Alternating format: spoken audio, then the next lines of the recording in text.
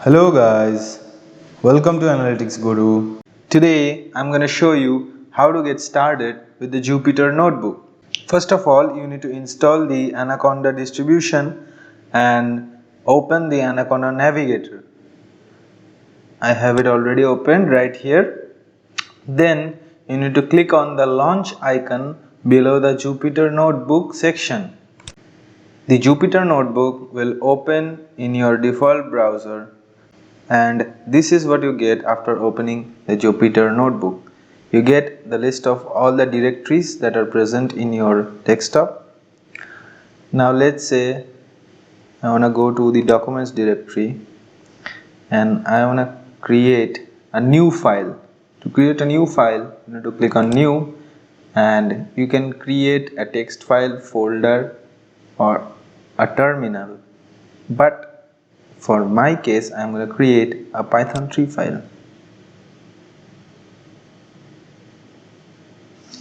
Now this is how a Jupyter Notebook looks.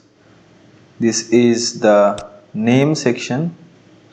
You can edit the name, let's say demo Jupyter YouTube. You see the name has changed. So this is actually the cell or block in which you need to write your Python code. Let's say I want to write print welcome to Jupyter Notebook. Now to run this particular piece of code, you need to hit Ctrl Enter. Now you can see the output below.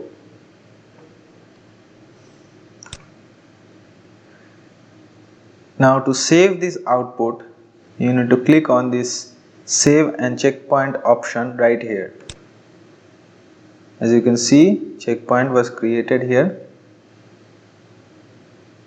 Now this is the option where you can create a new cell right below this one by clicking on it.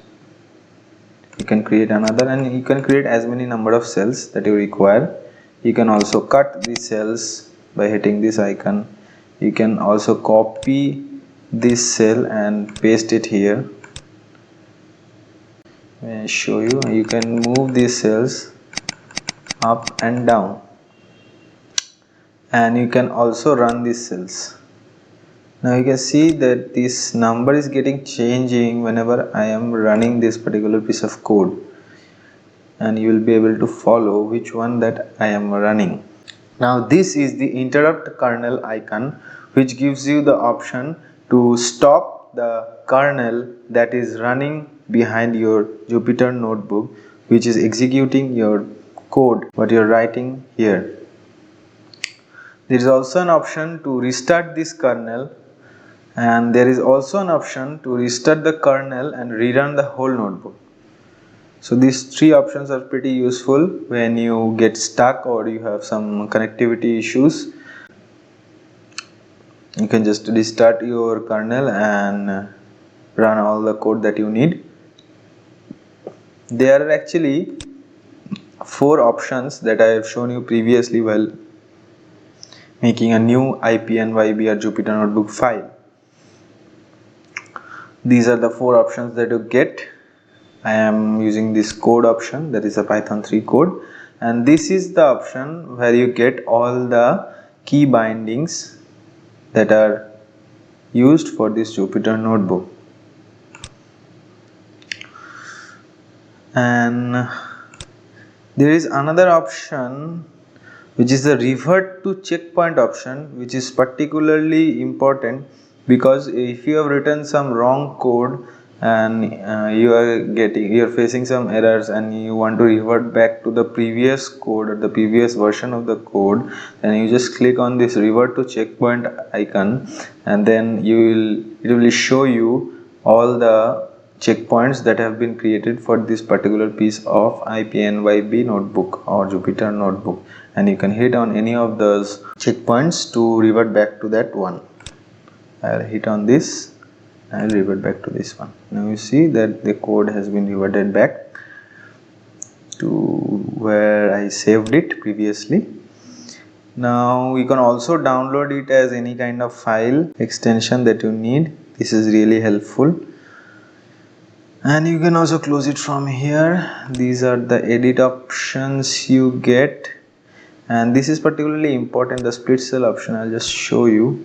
Let me copy this piece of code and paste it right here. Now if you want to split these two lines to separate blocks of code or cells in this notebook, you just need to move your cursor right between these two lines, and then you just need to go to edit and split cell, and there you go. And there is also a merge option above. Let's say I want to merge above, it merges. You